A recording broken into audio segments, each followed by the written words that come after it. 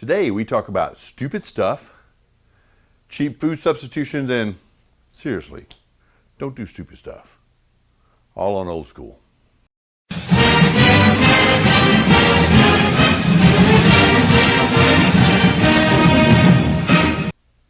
Hello and welcome to Old School, where we take a fresh look at the old, institutional, antiquated process of college admissions. I talked to you about my grandson in episode 1. You got to see a video of him and the snowman, and he loves to run around the house without any clothes on. And he sings this song, "Hey, ain't it great to be naked? Hey, ain't it great to be naked?" while he runs around the house. We actually have a video of that. I'm not going to show it to you today. I do believe it has been posted on social media, which will one day come back to haunt him, I am sure. But we want to talk about today just why you should not do stupid stuff in college. There are a lot of things out there that can hurt your college admissions process. Social media posts, choosing the classes that you choose, that you can actually make dumb choices in that. Deciding to do gaming instead of community service. Many of those things are all dumb things that you do during high school that you end up regretting later. I know that because I've worked with students who have ended up regretting to do those later as they get closer to the college admissions process. So we want to talk a little bit about that and how you can keep from and prevent from doing some of those things.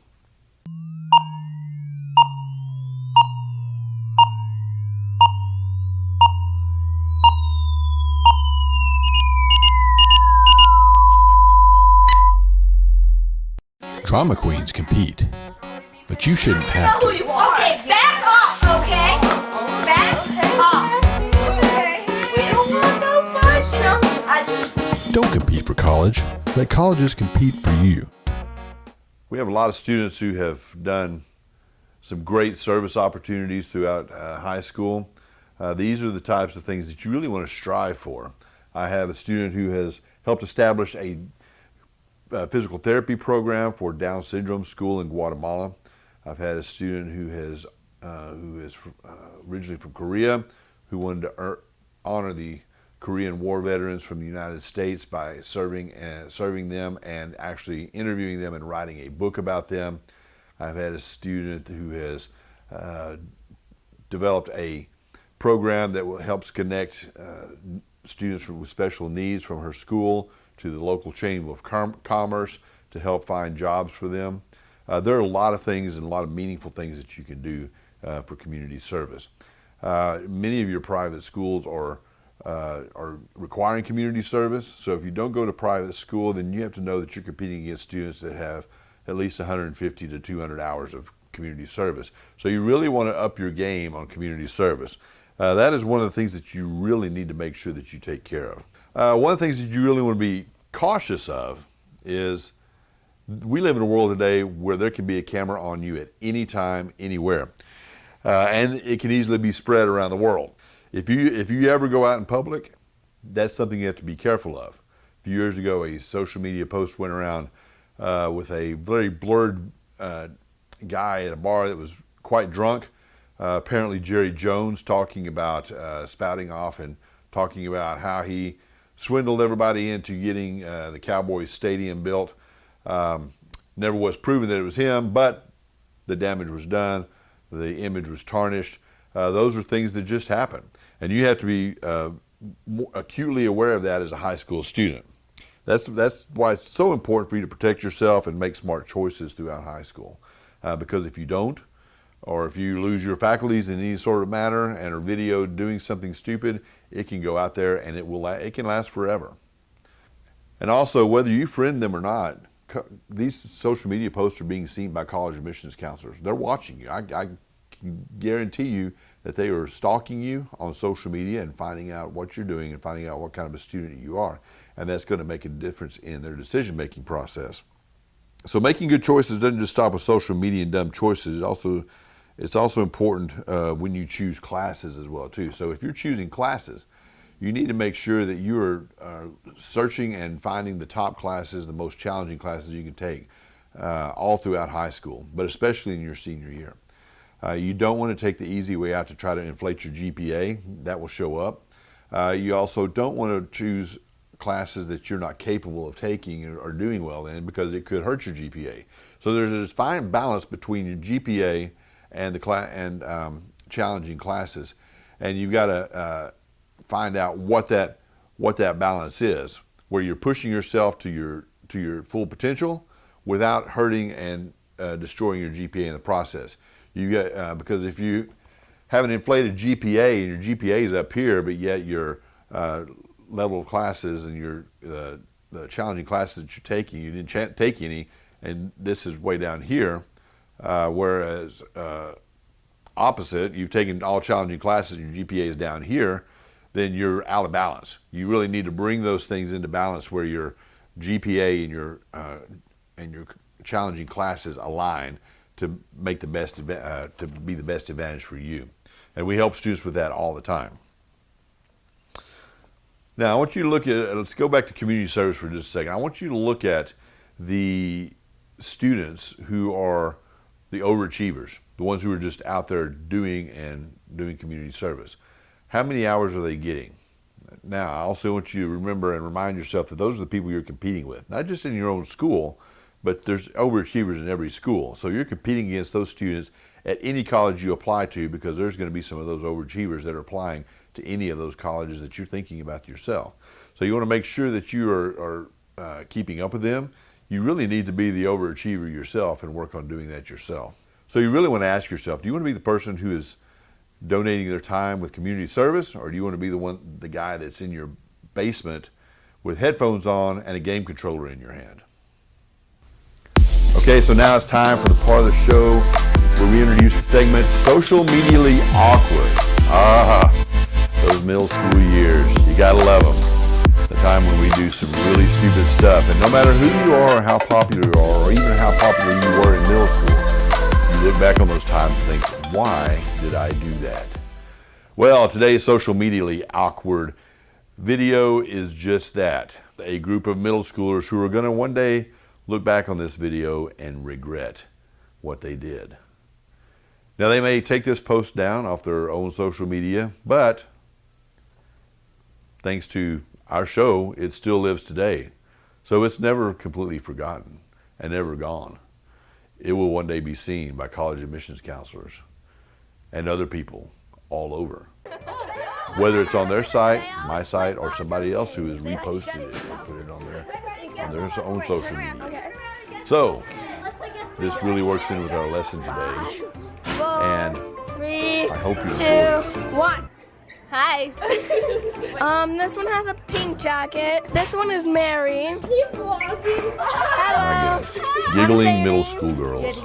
You're a Kira. Oh man. I have heard enough of those over my 25 years in education. And this one is Mary. Mary. Come out. No, it's oh! Mary. So why Hello. why are these girls Hello. Oh my gosh. popping out of lockers? I mean, I can kind of get the Is Rick game on this of one? trying to hide in the locker. Oh Guess my who I gosh. am? Guess where I am?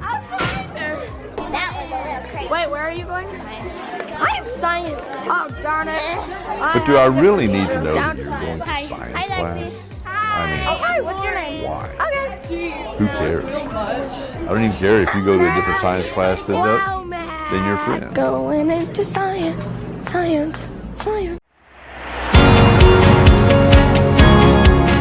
Now we come to the part of the show called Adventures in College Food. Living on the cheap. There are many instant things that you add milk to that actually are better if you add milk to. We're going to try to substitute that today because milk can actually get expensive.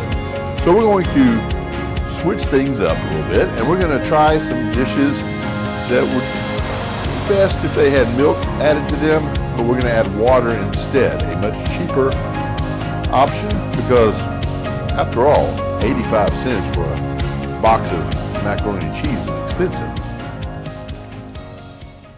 Okay, so welcome to today's segment of Adventures in College Food, where we give you the finest in college food dining. we've been talking about stupid mistakes and dumb mistakes all this time. You're going to make some dumb mistakes as you go through college. One of those mistakes is going to be budget mistakes. You're going to get down to the end of the month. Your money is going to be, for the month, is going to be gone. And you're going to be looking for ways to cut back and find some cheap ways to do things, but yet you still want to eat. And all of a sudden, you're sitting at around the 20th or the 21st, and you got to go all the way till the end of the month before more money is deposited into your account, and you're trying to figure out, what am I going to eat? And so you start looking around your pantry and trying to figure that out. Now, one of the things we're going to do today is try to substitute some things and see if we can live without some added ingredients to some of your foods. So we've got several things we're going to look at today. We're going to look at can you substitute or just leave out the milk and the margarine for macaroni and cheese? Can you substitute water instead of milk for gravy mix? Can you use water instead of milk for chocolate pudding? Can you use water and only water for oatmeal instead of milk for that? And can you use cornflakes and pour water on them instead of milk? So we're going to try all these things today. I'm going to show you how we're going to fix all of those. I've already got some hot water here in the coffee pot to help us make some of that. Now, I am a cheap person and I am a cheapskate. And we are talking about doing things on the cheap today in Adventures in College Food. Just so you know, from episode 1 to this episode here, we filmed it in the same day. I've taken these paper bowls and I've washed them. I took the ramen noodles out of them, washed the ramen noodle out, and reused them. You may not be that bold and that brave, but that's what I did. That's just who I am. So we'll see how it goes. All right, so here we go. We're gonna pour a little bit of this into the bowl. Okay, so I moved over to a fork. Figured that would simulate the beating style a little bit more. Okay, and now we're gonna go to another good college staple, macaroni and cheese. You're probably gonna be eating this quite a bit. I actually learned, I've done this one before. When I lived in my apartment, I was at that exact place where I was at the end of the month. I didn't have any milk. I didn't have money to go get milk. I didn't even have any butter or margarine or anything. I just thought, you know what? I'm just gonna put water in here. I want something to eat tonight. And so I fixed my macaroni and cheese without any butter or milk. And it actually turned out pretty good. So I'm gonna give you a little spoiler alert on this one. But I'm gonna show you how to do it. We've got 6 cups of water. Pour that in there. We'll stir it up and we'll stick it in the microwave. Now, when you want to put a lid on it because the lid is going to keep it from splattering everywhere, the water and all that. But but you don't want to put the lid completely on it, because if you do and it seals it off, it'll blow up. So just kind of position the lid off to the side where the air can get off to it, but it'll keep it from splattering your microwave oven. Because let's be honest, you're not going to clean your microwave oven until you move out. So you might as well go ahead and try to keep it as clean as you can throughout the whole semester. Okay, now the macaroni and cheese, you're supposed to use a colander to drain that off. But do I look like Bobby Flay? I mean, I'm not gonna have a colander hanging around. You're not gonna have one either if you're in a dorm room, so we're just gonna drain your noodles off using this lid here. Try not to let the steam burn your hand. You might have a noodle or two escape, that's okay. It's all right. Some of you may wanna save those noodles and eat them anyway. I'm not going to. I haven't really washed my sink, so I don't trust it. All right, here we go. Add the cheese in. Ah, that beautiful yellow cheese, looks like Cheeto dust. Man, I could probably just eat this right out of that package. I love fake cheese and powdered cheese. Sometimes I put it on popcorn and things like that. I just sprinkle it in with popcorn. Just take the package out of macaroni and cheese, cook up a bag of popcorn, and just throw the package of cheese in there and shake it up real good. And then you got cheese popcorn. Pretty good. You should try it. This doesn't look as good as I remember it being when I was in college before. This doesn't seem to be working out as good as it did back in the day, back in the 80s when I had a mullet.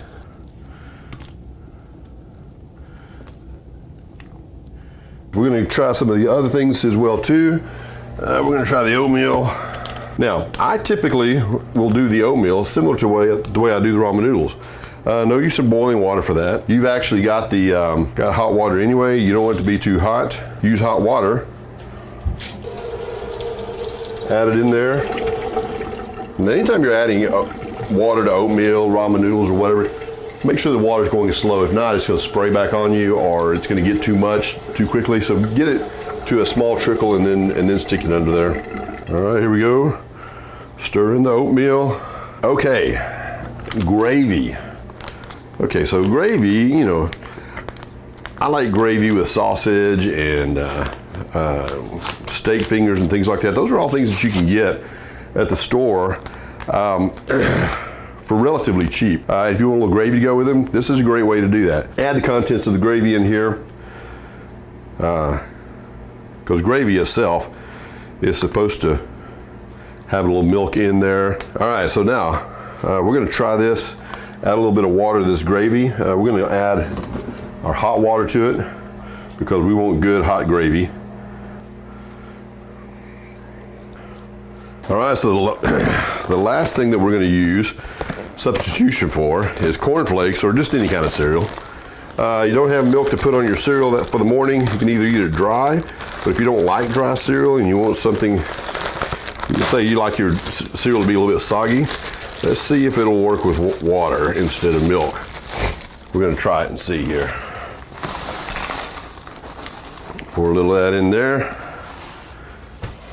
Then we're gonna add some water. All right, so let me grab my pudding real quick and then we'll try everything. We got the cornflakes, the gravy, the macaroni and cheese, the oatmeal, and the chocolate pudding.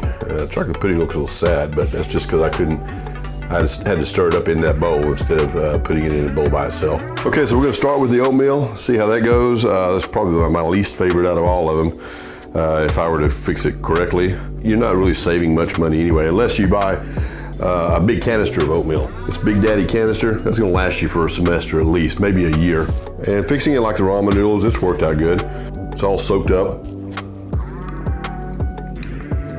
Just like oatmeal's supposed to taste, bland, not much to it. Okay, let's see if the macaroni and cheese matches the macaroni and cheese that I remember from 32 years ago.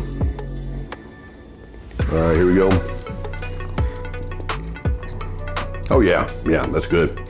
Tastes just the same. Still cheesy. All right, let's try the gravy.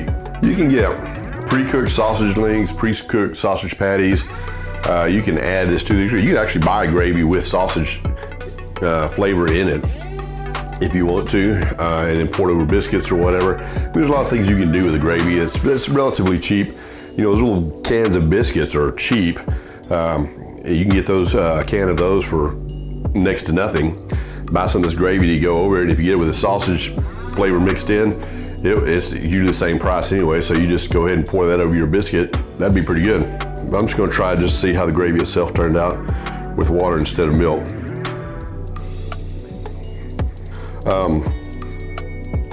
Yeah, that's all right, that works. Okay, let's try the pudding. Now, I love chocolate pudding. I'm gonna really give this a very thorough critique on this because I love to eat chocolate pudding. If it doesn't taste like pudding that I'm used to with milk, I'll notice.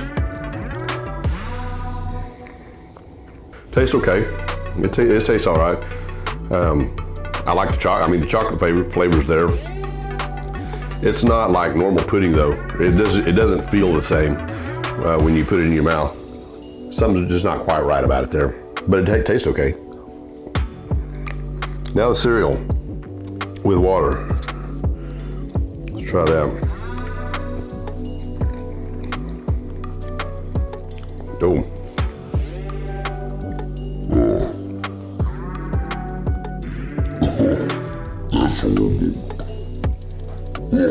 Okay, kids, don't try this at home. This is terrible. Get milk for cereal. Don't try to substitute water. It's terrible. It will not work. So, there's not many things that I spit out of my mouth, but I had to spit that one out. One last thing we're going to test here is since we've been talking about milk and milk substitutes and things like that, we're actually going and replacing milk with water in certain instant foods and things like that. We're actually going to talk about making milk with water today. All right, so I've got a cup here, and I've got some instant dry milk. I actually had a friend that he would mix this up, and he would buy dry powdered milk, and he would make up gallons of milk because it saved him lots of money and on milk.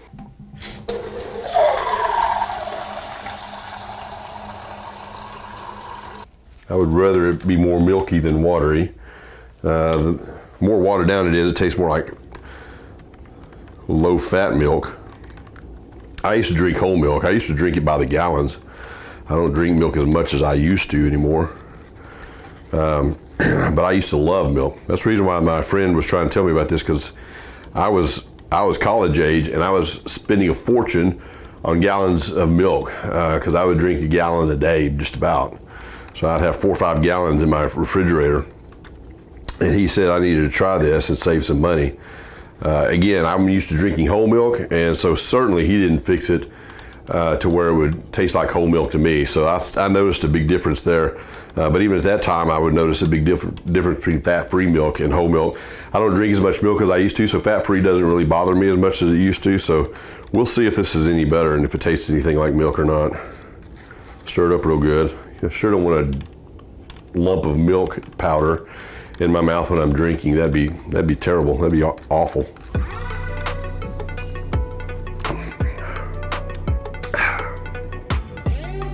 Doesn't even match up with fat-free milk.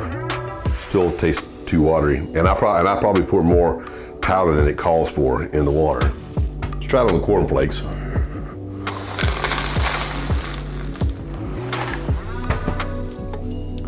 Okay, pour a little milk on there.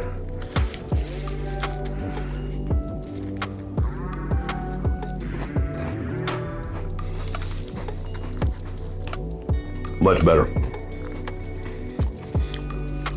Still not as good as real milk, but it is better than the water for sure. I can deal with that. All right. Okay, so that's it for our show. Substitutions and things you can do on the cheap. How to survive that end of the month when your budget runs out and your cupboard is bare. Try to throw some things together. Hopefully this has been helpful for you. And we will see you next time on Adventures in College Food. That's our show for today. Thanks for watching. And now we leave you with wasted money on a college education.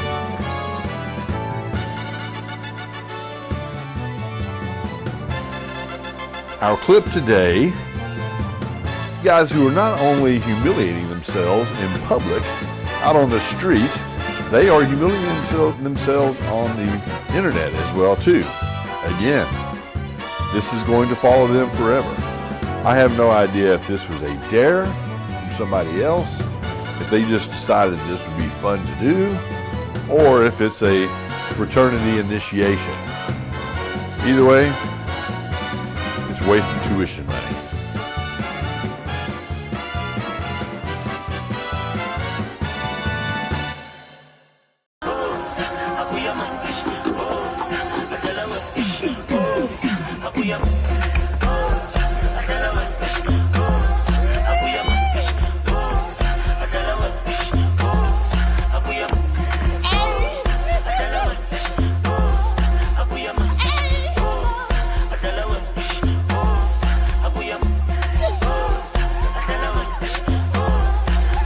And now we end our show with one last segment called What's on Your Mind?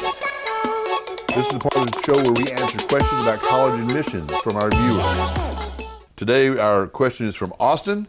How can my student make up for a poor freshman year of grades and attendance in their junior year?